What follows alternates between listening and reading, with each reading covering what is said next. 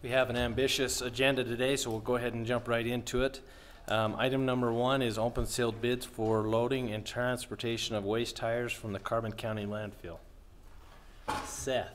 Excellent. The first one we have is from Liberty Tire Recycling.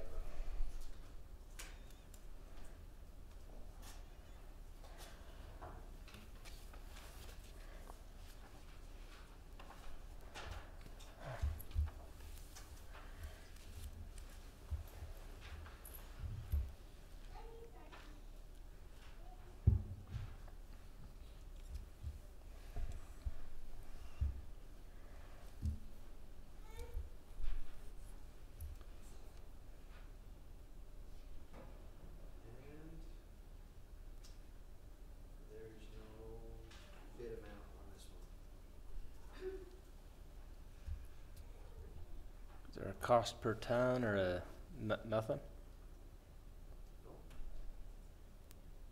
That's helpful. So, they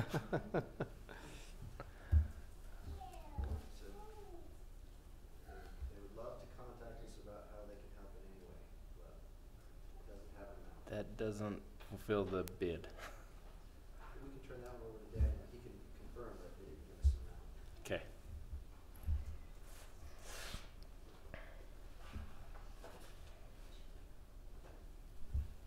No.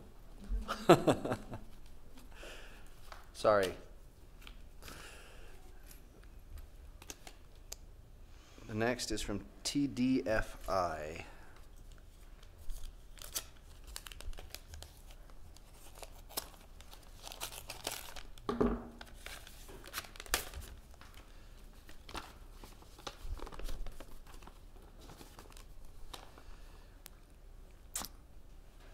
Their cost associated for tire pickup and transport to their recycling facility is $158.65 a ton.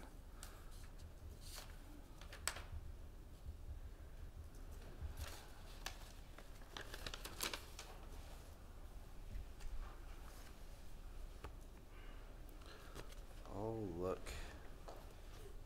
This one's from Liberty Tire as well. So maybe they sent us 2 letters. And the first one was just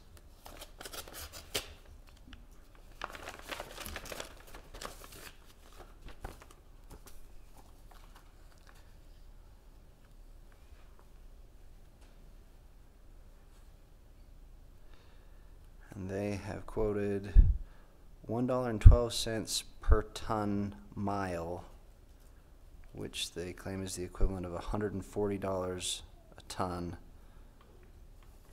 from their facility. So we have the 2 bids. The first one is from TDFI for $158.65 per ton, and the other is from Liberty Tire Recycling, which is for $140 a ton. And they've included their waste tire recycler registration certificate. So those are the 2 bids that we have. Commissioner Hopes, I'll make a motion to acknowledge the 2 bids, Liberty Tire appearing to be the lesser expensive one, and make the motion that we turn those over to Daniel for review. I'll step down a second. A motion. Any further discussion? All in favor? Aye. Aye.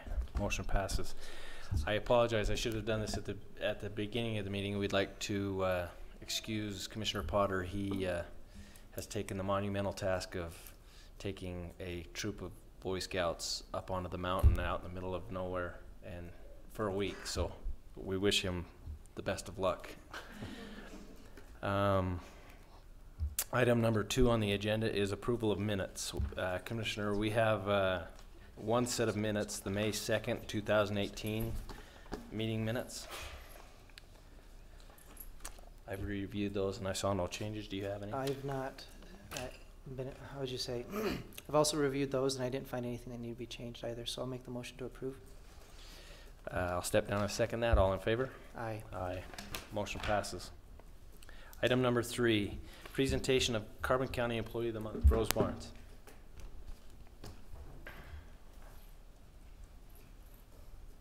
Commissioners, our Employee of the Month this month is Eric Buckmiller, and I'm going to let the Sheriff talked about, and we actually had several employees that came forward and wanted to recognize him for the work that he does, and I think that's awesome. So Eric's in a unique assignment with the sheriff's office, and we appreciate all he does. He's a community supervision tracker, so he works in our community supervised program for people that are out in the community in lieu of being in jail. He also does drug court.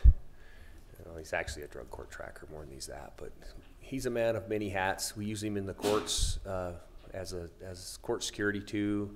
He handles stuff in the jail, so he has that job that he never knows what he's going to be doing day to day, and he interacts with the public a lot. So his level of professionalism and good nature makes it a pleasure to work with him, and we're very proud of him and wish we could clone him. If we could get 100 Eric Buckmillers, we'd be happy.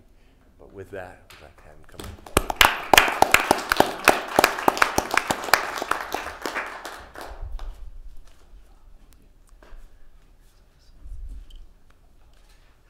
Thank you for all you do.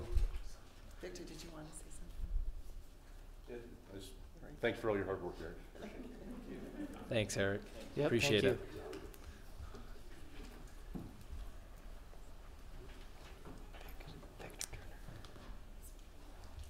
Item number 4, presentation and approval of Four Corners Community Behavioral Health Fiscal Year 2019 Area Plan. Karen Dolan.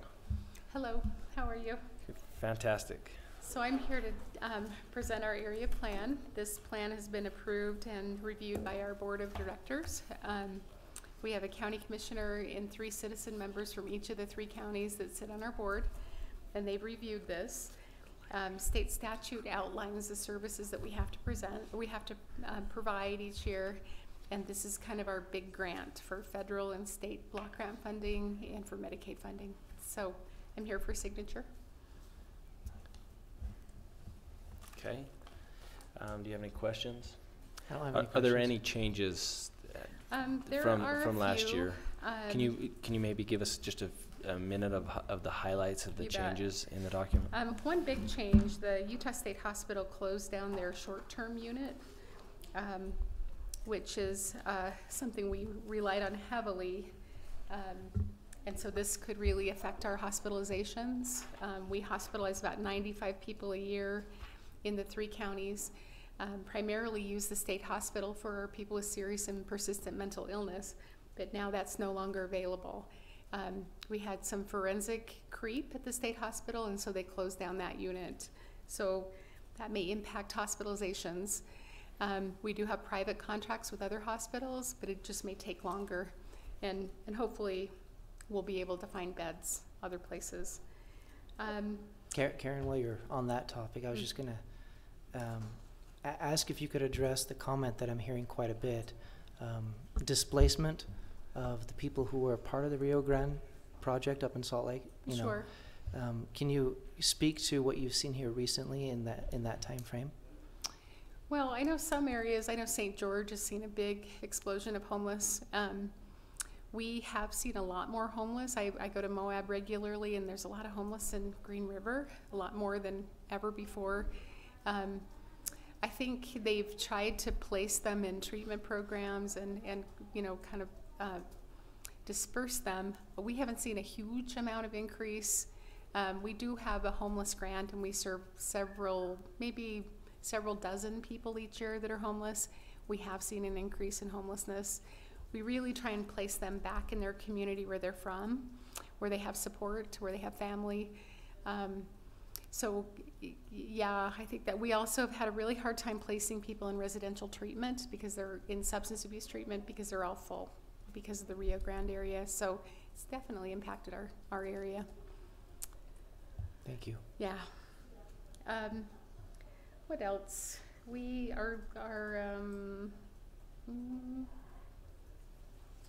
have a new suicide prevention grant that we're really working on. Most people that complete suicide see a primary care physician within a month of their completion, and so we're working with physicians to screen people and refer them to care. And then we have a care manager that will help them get into services, so that's new this year.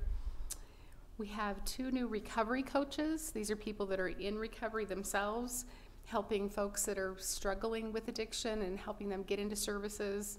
That's a new thing. What else? We've opened our OTP clinic, which is an opioid treatment program clinic. We are serving about 30 people right now, and we have about anywhere from 3 to 5 new people a week that are coming in. That's been really successful so far. That's part of that grant that we discussed last commission meeting. Yep. That's great. So that's up and running. And we're hoping to do mental health first aid in our communities, in all 3 counties, and increase our telemedication services with psychiatry for folks. And we're hoping to do some kind of sober living, sober something. Can I just add that last year, during quite an economic hardship of many of the counties that you represent, you guys lowered or decreased. You had the option of increasing services or decreasing the county contributions, and you guys opted to help out the counties, and you decreased what we had to pay. And so all these additional services that you're talking about now do not come at an additional cost to the counties. No, these are grants. So we write about 35 grants a year. So, and yes. so I just want to highlight how amazing that is, that even without additional funding from the participating counties, you're able to continue to increase services and still respect the economic state of the counties that participate. Yep, we do. And we're also a major employer. So we employ 104 people in the Tri-County area. And these are good jobs with retirement and insurance and sick leave and vacation, and they're professional jobs. So, and we pay a decent wage. So just to retain our employees, we really do. So we're a big employer. With that, Commissioner, I'll move to approve the contract. I'll step down and second that. Any further discussion? All in favor? Aye. Aye. Appreciate it. And I'll come back and Is this for both of us? All 3 of us?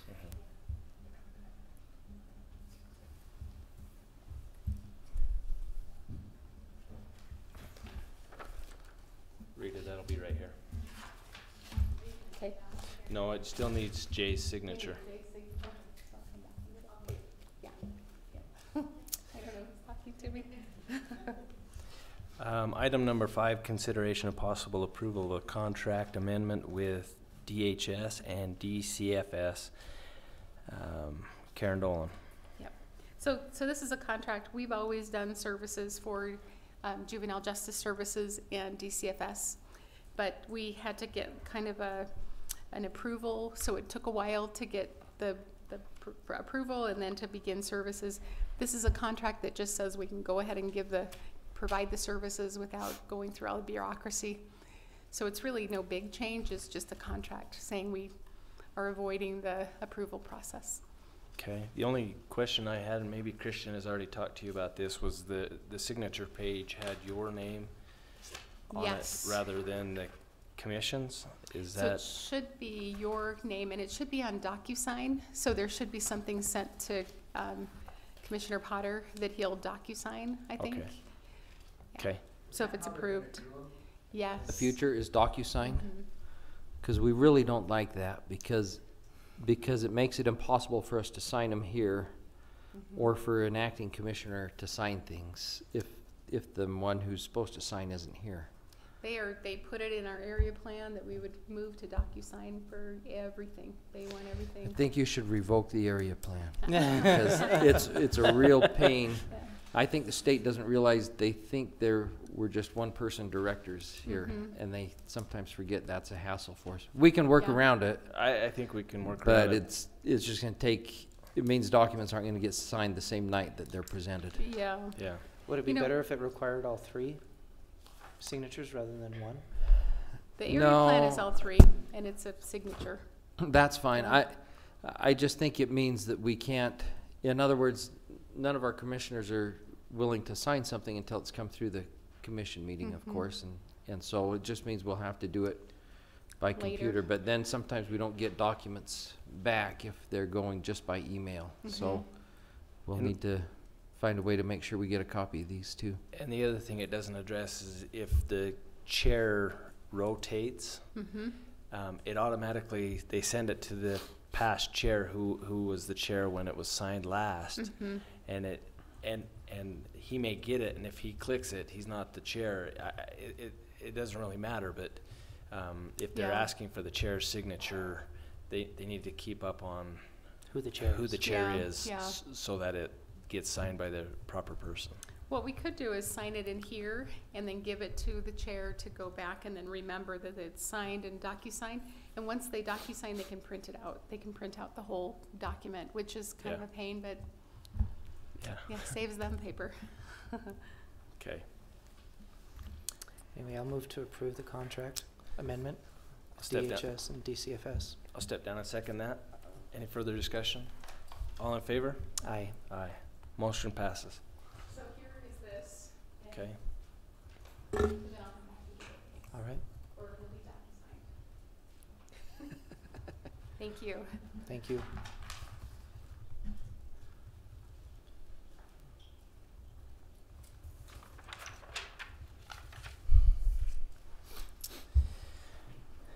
Item number 6, review and possible approval of Carbon County tax sale held on May 17th, 2018. Seth, do you want to give us a highlight of this? Yep, the May tax sale was held May 17th. In your packet, you have a breakdown of the bidding activity for each parcel that was sold. All parcels put up for bid for sale this year were sold, so nothing was stricken to the county, which we like, so they stay on the tax roll. Number of 10 parcels? 11 parcels. 11 parcels? There were 11 parcels that were sold. Our ordinance requires that between the sale and when it's finalized, there's a protest period of 14 days, which has now passed, and then the sale is not finalized until the commission takes action and they ratify the sale, at which time my office will be authorized to issue the tax deeds to the bidders. The treasurer's already collected all the funds for these. We didn't have any problems with collection or anything else, so the last step is just the commission's approval, and then we'll issue the deeds and people will be able to take possession and remodel or whatever they're going to do with these properties. So, Okay. Any further questions? I don't think that there are, so with that, I'll go ahead and move to approve the tax sale. I'll step down and second that. All in favor? Aye. Aye. Motion passes. Item number 7, consideration and possible adoption of the proposed Utah retirement system contribution rates effective July 1st, 2018 through June 30th, 2019. Seth. and commissioners, in your packet is the list for the new contribution rates for 2000 and July 1st, 2018 through June 30th, 2019. State statute requires that every governmental entity participate in Utah retirement systems, but they also require that you adopt the rates, the contribution rates that are specified by the state. So the board needs to adopt the rates. They've been highlighted on the spreadsheet. The biggest difference this year is when the state retirement system created the Tier 2 system, they created a hybrid system. So instead of just receiving a pension, Tier 2 employees are allowed to opt into the pension with a small 401k or a 401k only option. If they opt into the pension with a 401k, they receive so much went into their pension, and any excess would go into a 401k for them, with the agreement that if the pension contribution increased, then the amount that went into their 401k would decrease automatically. And if it ever happened that the amount that needed to go to fund the pension was greater than what increased more than what was going into the 401k, it would become a contributory plan. This is the first year that we've seen that amount going into the pension has increased this year, so there will be a smaller contribution into those employees' 401ks. So that's something to think about, but the rates are specified by the state, and we just need a motion to approve them. Okay. Motion to approve. I'll step down and second that. All in favor? Aye. Aye. Motion passes. Item number 6, consideration of possible approval of Indigent Defense Commission grant terms, including project summary, State of Utah standard terms and conditions for services, grantee assurances, conditions, certifications, and requirements, and project plan. Christian, do you want to give a highlight of this? Sure. Commissioners, I'm not sure that you got the entire package.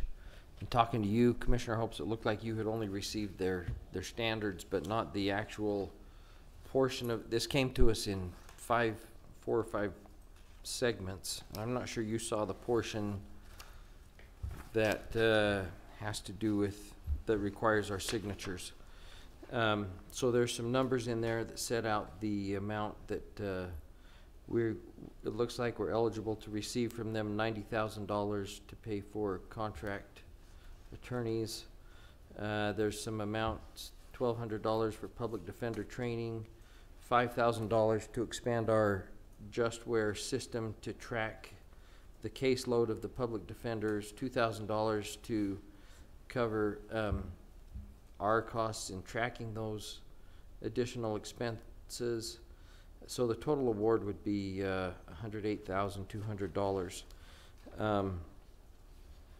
It requires us to agree to the state's standard terms and conditions, and then it also indicates that if we're going to accept the grant, we have to follow the Indigent Defense Commission's core system principles and their ethical standards. It also requires that we do not supplant any of our own spending for public defense with any of these funds. It requires us to provide numbers of the number of cases that are handled. Let's see.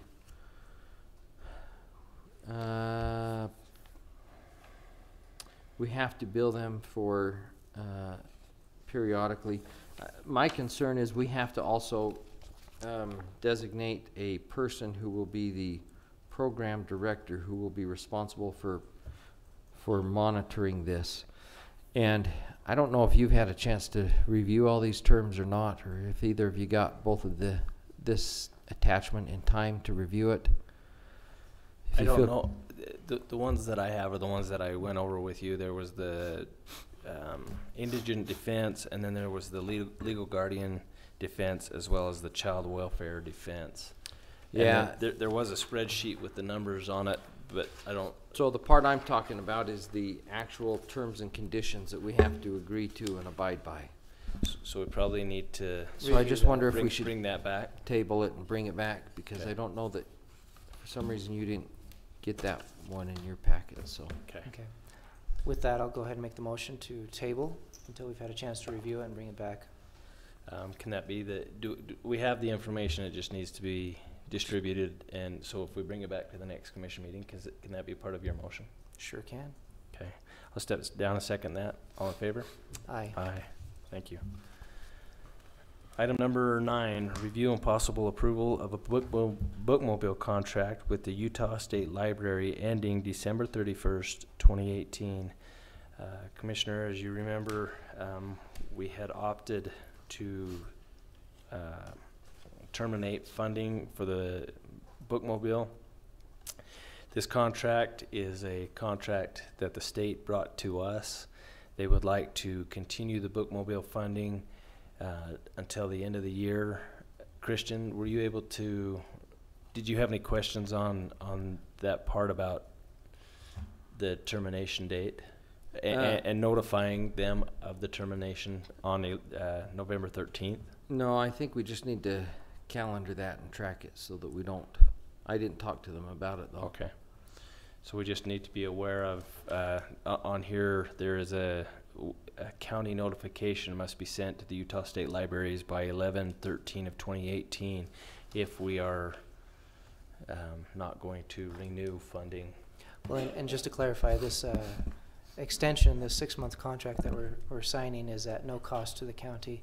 They've actually are paying for us to continue the service while they administratively at the state level are reviewing their entire program.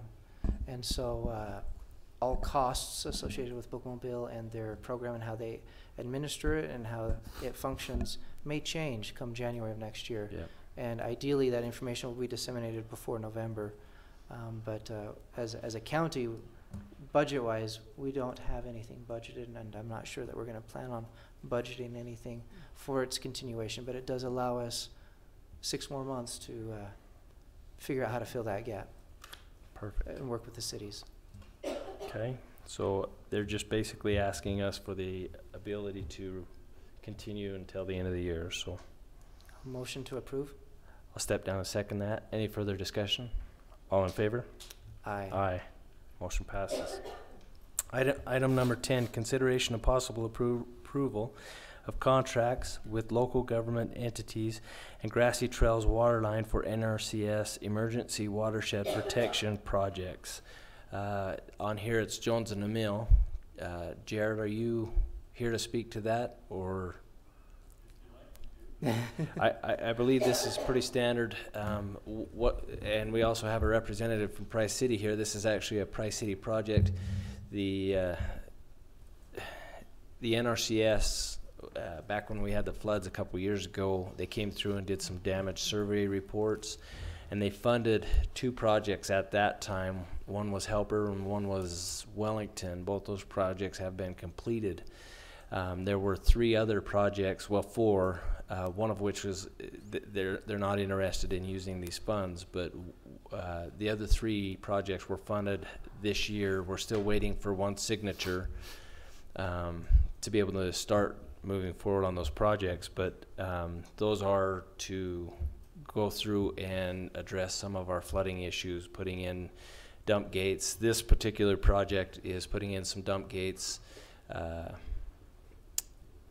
doing some riprap and some flood measure controls. They have a water line in this area that was exposed because of the flooding. It washed underneath it. So that's what the funding, what this project is for. So I think if I'm correct, we're just trying to get all the ducks in a row so when the money hits the account, we can move forward. Yeah, let me kind of speak a little bit to that and the reason. So the Grassy Trails is part of the Price Flood Infrastructure Project that has been By the being way, completed. it's a really confusing name, because when I first read this, Grassy Trails, I thought, what, East Carmen got funded? East For Carmen. what? And so Price City has a water line that's known as the Grassy Trails water line that has been impacted through flooding over the years. And that project has been funded through state funding for repairs. And so with the EWP money coming from a different pot, the county and or entity using that money has to put up match money.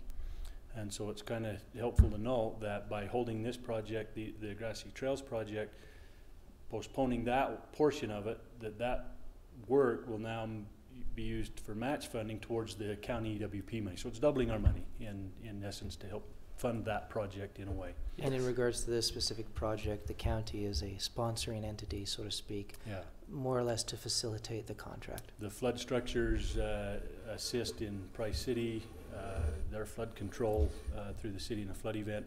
That's why the structure is being reconstructed. That in a nutshell, Russell. And then And the timing couldn't have been more perfect, because the contractor was mobilizing on in. site. And so Yeah. that's, and so under that contract already obtained with Price City, that's kind of where we're moving forward Okay. and doing that one. So this particular action item asks the county attorney's office to submit a letter saying that the permission of the property owners on which the project is taking place has been granted. Price City did a letter last time that we teamed up, where they got the property owner to sign off on that, or they certified on behalf of the city that they had obtained that. So in other words, and I believe Russell Seeley, I got an email that indicates you got some confirmation that the property owner, Butch Jensen, had given Price City's permission to work on that property. Is that actually correct? Do you have that in writing, or is that just verbal at this point? Okay, so I'll probably want Price City to go and track down a statement, because it puts me on the line that says, Christian Briner, at the risk of your bar license and you promised that the city has permission to work here. So all we need to, I'm sure that's the case, we just need it in writing that they've been given that, and then I'm happy to sign off on the attorney opinion and the Form 78. And I'm sure we can work that into the motion. Yeah, we can get that done the next day or two here. Okay. I'll go ahead and make that motion. The other question that I would have on this before you the motion is, who's fronting the money on this project? Because most of these projects are on a reimbursement basis, and some of the other EWP projects that we have done, and we've done several of them, the question always comes back to who isn't paying the initial cost, and NRCS is notoriously slow. Right now, NRCS is sitting on about $2 million worth of reimbursements that have been submitted months ago, and Carbon County is fronting all of that cash, and it's creating a cash flow issue for the county. So we'd like to know who's going to initially front the money, who's going to submit to NRCS, and then, you know, because it's going to affect whether it's the city or the county, it doesn't matter. We just need to know who's going to have to sit on that until NRCS gets their reimbursements through. The previous agreement that was approved and signed a couple of weeks ago, as I recall, the county will be paying the money because the contract is with the county, but the city will then reimburse the county for all of that. Okay. And that just needs to be worked out with the city so that we know those need to come through in a timely manner. The problem is they're being with some of the federal funds, especially NRCS, is they're very slow, and we can't afford to cash flow it for 6 months. Okay. So the city did sign the EWP agreement on this one? No. Is that the one I prepared and sent over to you guys? Yes. Yes. And has the city signed that yet? Yes. I don't think we've got that back yet. Do you recall seeing that, Rita? Yes. I have a copy of it if you want it. I do. Okay. Then we've got it. I mean, you may have sent it, I just haven't seen it come back. Yes, and that was the one a couple of weeks ago, and in it says that the city will pay the county and the county will pay the NRCS because the Okay, contract that was is for with this the project NRCS. then. Okay. Okay. Okay, well, I'll go ahead and make a motion to approve the contracts with local government entities and Grassy Trails Waterline for NRCS emergency watershed protection projects, subject to successfully or satisfactorily receiving the EWP contract with Price City, and also the verification of Private property. the property owner having a written statement. Okay. I'll step down and second that. All in favor? Aye. Motion passes.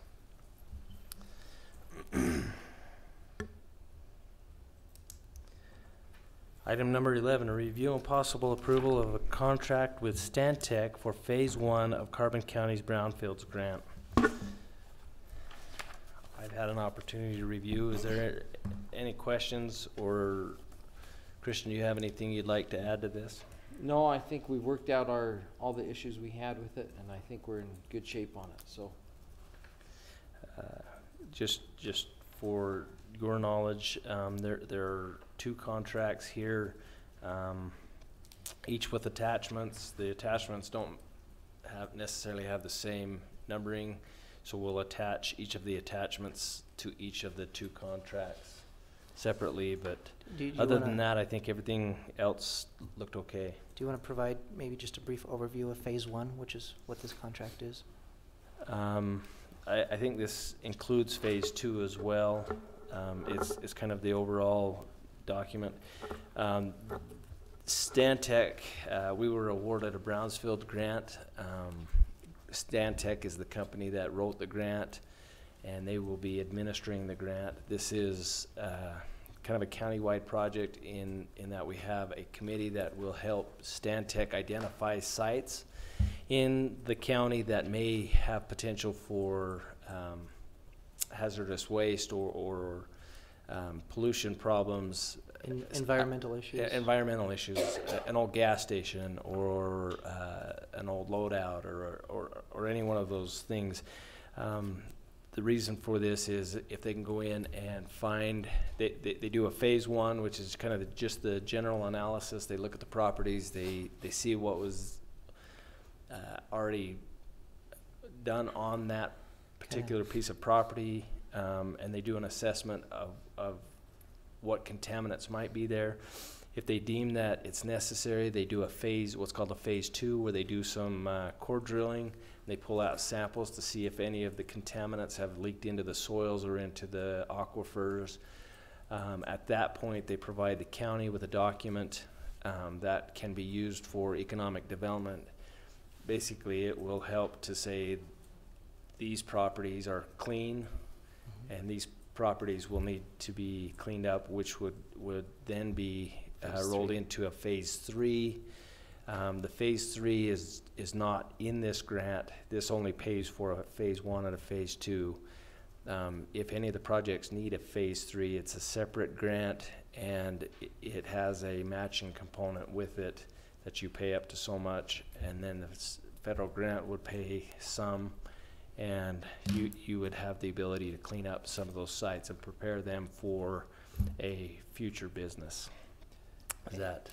You know, that's really good. I would just add that, you know, one of the reasons we're doing this is as an obstacle to businesses located in certain areas. There's a question on will they then have to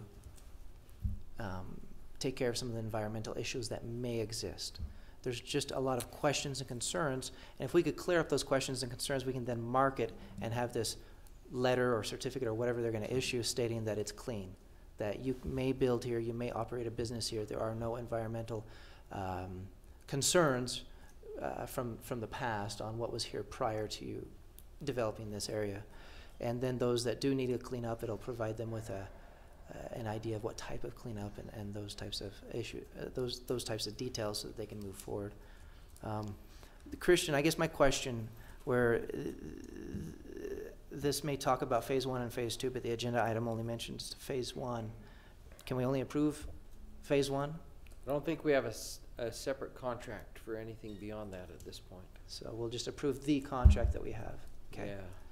Well, I'll go ahead and make that motion to approve the Stantec contract for with the Brownfields grant. I'll step down and second that. Any further discussion? I have one thought on that, right? Contract currently lists me as the county's representative. I think it might be a good idea to, for continuity of that contract going forward, because it's going to go over the next 2 years, that it be listed as someone else, an economic development or possibly the commission secretary as the point of contact for them, so that you don't have to redo it in another couple months. Should we just list Christian, since you know? I think we had listed, we told them to list Casey in our emails. I know we had discussion about chairman. listing someone besides myself, so that there would be someone here that would be able to continue through the life of this grant. And they still have you listed? That's the I don't only know thing. that it matters that much. Okay. So I we think can call them tomorrow and ask them who, Okay. if they have a preference, whether it's elected official or an employee, and put down somebody that way. Sounds If good. you're okay with that, Commissioner. I'm okay with that. Are you okay with that? We'll just clarify that tomorrow. We have a motion on the table. All in favor? Aye. Aye. Motion passes. Item number 12, review and possible approval of a contribution of Carbon County Chamber of Commerce to the Carbon County Chamber of Commerce. This is an annual thing. Seth, do you know how much we budgeted for? 3,000. Okay, that's what was budgeted, Commissioner. You know, I don't have any issues. I don't know that we need to change. We have embraced the chamber, and they are located happily here in our building. They have their own office space. They're providing us with some services. Do you have any thoughts or feelings towards the amount? I don't. I think what we budgeted for is appropriate. Then I'll make the motion to approve. I'll step down and second that. All in favor? Aye. Aye. We appreciate the, we have chamber representatives here. We appreciate the coordination and the efforts that we've had lately and in the past to help our community. So thank you.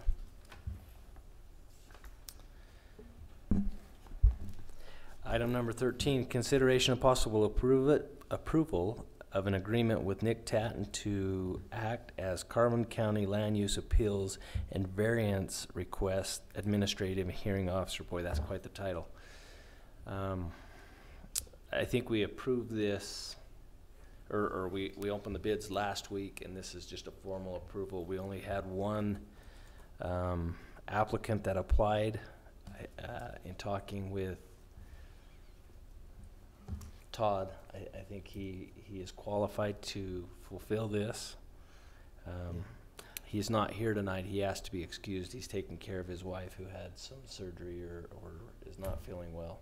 So I would only add that, you know, we did receive an email with concerns over Nick Tatton and the various capacities in which he serves the community, and how this would perhaps be concerning to give him this additional power and authority, etc. However, in a way that's kind of a two-sided coin because of his experience and such. We did not have any attorneys or lawyers apply for this position, which in a larger, more urban area, you would have that type of individual apply. Nick Tatton's experience does lend, you know, according to Todd Thorne, who highly recommends him, does lend to his ability to fulfill the duties therein. And so I'll go ahead and make the motion that we do approve Nick Tatton at this time, and that we review the position in the future. I'll step down and second that. Any further discussion? All in favor? Aye. Aye. Motion passes.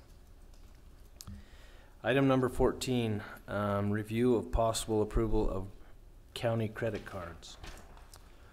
Commissioners, this is, in the last month we've had a couple of employee changeovers, particularly the one that we wanted to address is Scott out in the carbon wreck. Mm-hmm. We wanted to make sure that he was operating off of his own card that's in his name. The recommended amount was the $3,000 limited card. And I don't know if any of the other changes that we have additional, I don't know of any other employees at this time. I thought there might be a couple of other ones that we would need to get approved, but I don't know of any other ones that have requested to have access to a county card. So that's the one that we have. I left it rather vague because I didn't know if there was going to be another one or not. So okay, I think there's a couple more in the future, but we'll wait on those. Okay. Okay. I'll go ahead and make the motion to approve. I'll step down and second that. All in favor? Aye. Aye. Motion passes. Item number 15, review and possible approval of a contract with Lantis Fireworks for 4th of July event as the Carbon County at the Carbon County Fairgrounds. This looks like a similar contract. Matter of fact, the contract they sent us was changed by you. It's we just do it every year. Slightly formatted differently, yeah, and has the provisions in there that protect us legally without making us indemnify them. And they've signed off on it every year, so this is identical to the same one that you approved last year, and I think for maybe 7 or 8 years running. So it's the same amount as last year as well, $10,000. Very good. And this is for the 4th of July Energy Days. Yep. So this is for that normal weekend when we come to celebrate and enjoy the 4th of July. So move to approve. I'll step down and second that. All in favor? Aye. Aye. Motion passes. Item number 16, review and possible approval of beer tax funds plan state fiscal year 2019. I can address this one. Commissioners, this is the plan that we have for beer tax funds. Every year, the state allocates somewhere between $26,000 and $29,000. It's what we generally receive. We have to present a plan on how those funds will be spent. So much has to be spent for treatment, so much for confinement, so much for prosecution of DUI-related offenses. Historically, we've also used some of these funds to buy equipment for the sheriff's office, breathalyzers or other equipment. And this is the sheet that we are saying how we're going to use those ones. Principally, law enforcement use will be overtime DUI shifts, supporting different events like rodeos, demolition derby fair, grad spec. Also, we've committed to the prosecution and the confinement. Honestly, the prosecution and confinement amounts, Carbon County spends more in confinement of DUI offenses than what they offer to us in total. So, but it helps. So We'll take whatever they give us. this is the plan of what we convince. We also have to submit to them follow-up documentation of how we spend them. This is the 2019 plan. Then in October every year, we send in the document that said this is how we spent it. So, Okay. Appreciate that, Seth. I'll go ahead and make the motion to approve. Step down and second that. All in favor? Aye. Aye. Motion to adjourn? We have a motion to adjourn. However, before we do that, the health department has a grant, and part of that grant is they've committed the county and the cities to try and encourage people to buckle up. So please buckle up and drive safe. Very And good. with that, have a good night, and we are adjourned.